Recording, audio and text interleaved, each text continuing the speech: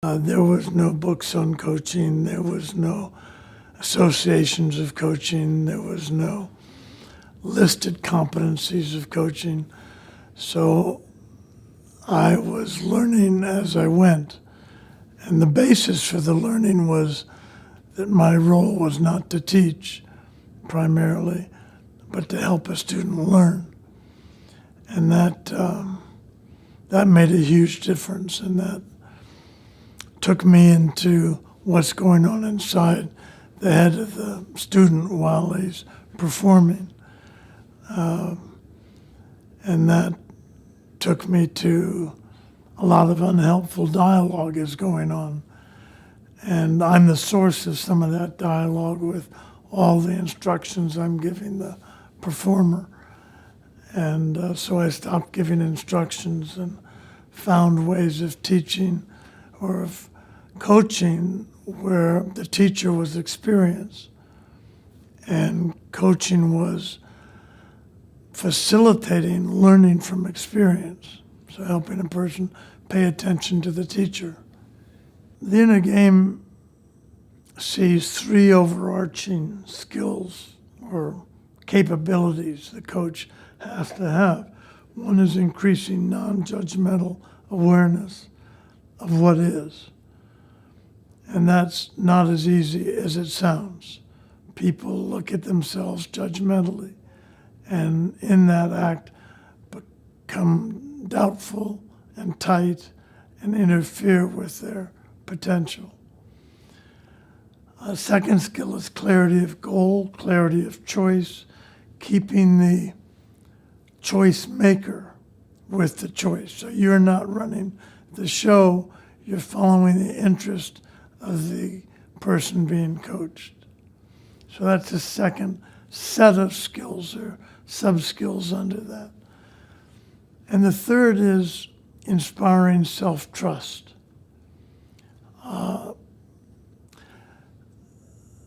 People have more potential than they think they do. And the other side of that is they interfere with that potential more than they'd like to admit. So the job of the coach is to reduce interference and grow the potential. And the techniques of the inner game are designed to do those both at the same time. It's a matter of putting the interfering, what I call self-one dialogue, somewhere where it won't get you in trouble, and then letting the natural potential of self-two, or you, express itself. Inner game cannot not be played. Everyone has inner interferences and have the game going on in their own hearts and minds that is distinguished from the outer game, which has external opponents, external goals, an external arena, external rules. And in our culture, we're 99% focused, if not more, focused on the outer game. Excellence is achieved in a balance between outer game and inner game. And I use that with small letters. It doesn't have to be my inner game. So many people are working on inner game, overcoming inner obstacles that keep you from playing your best in whatever you're doing. The kind of inner game formula is that P, performance, equals your potential at that time to perform, minus I, minus interference, minus you getting in the way of that potential. So mathematically, the two ways to improve performance is grow P, grow potential, which I believe happens mostly in interaction with experience rather than being taught. And the second one is reduce the fear and the doubt and the assumptions and the beliefs that get in the way of us performing at the ability we can. Coaching is part of the inner game. The primary part of it is learning.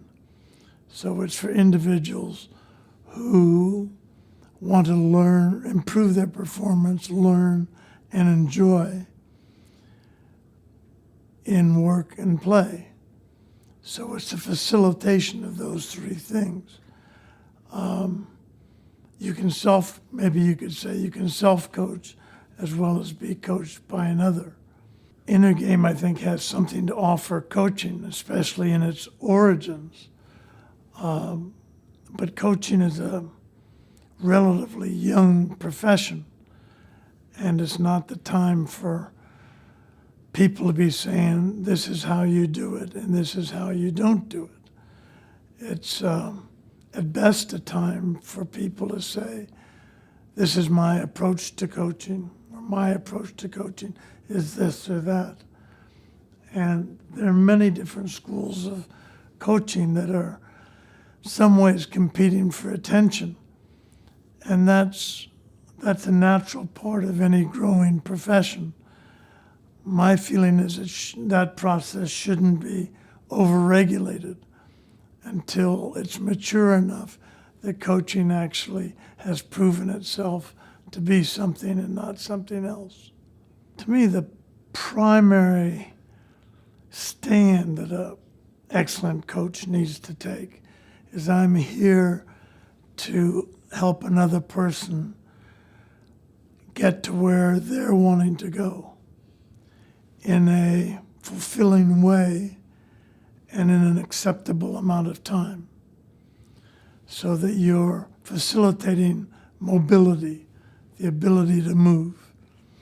You're helping unstick people that are stuck, or help take some of the barriers away from movement in the direction of desired outcomes. Main thing is keeping the center of this activity in the student. You ask beginning coaches, go ahead and coach. And you'll see the coachee talking, and then sitting back and waiting for the coach, to give some advice, to say something, to put in his wisdom. And so first the coachee is talking, then the coach talks, then the coachee says, oh, that won't work because of this and this.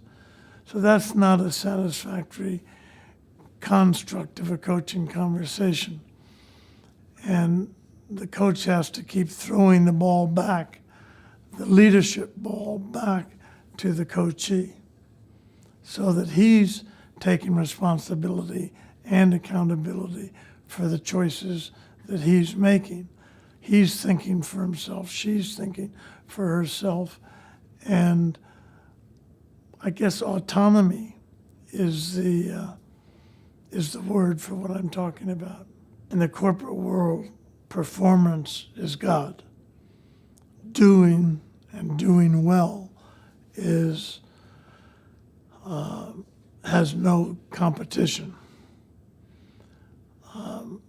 I suggest that the corporation that's going to win the overall competitive battle is those that develop their people the best.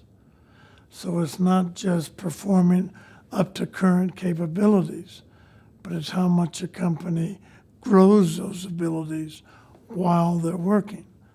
It's common knowledge that people learn more in the field than they did at business school.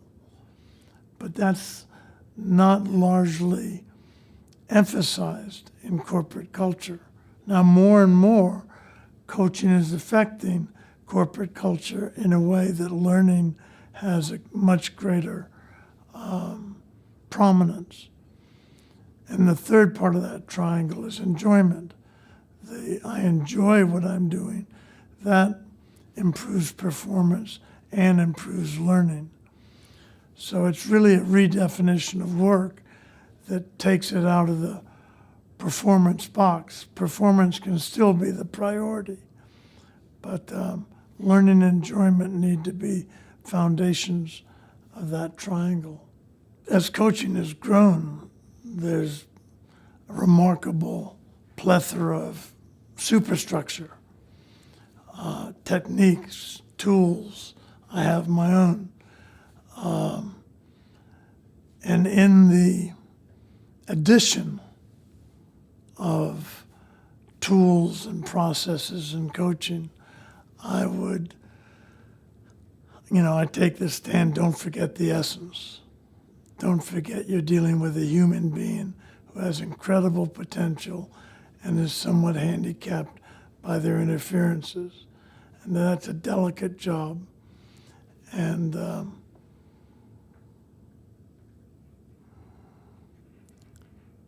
one that shouldn't be overregulated. The Association for Coaching, as I understand it, is committed to improving the excellence in coaching and keeping high ethical standards.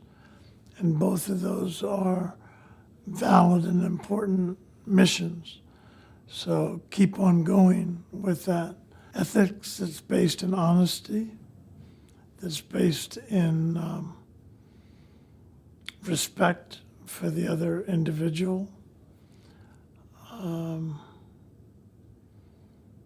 what I remember is, from my own learning, was learning is an inherent capability within people. And you don't have to put it into people. You have to encourage it and bring it out. And that's the privilege of a coach. And I believe that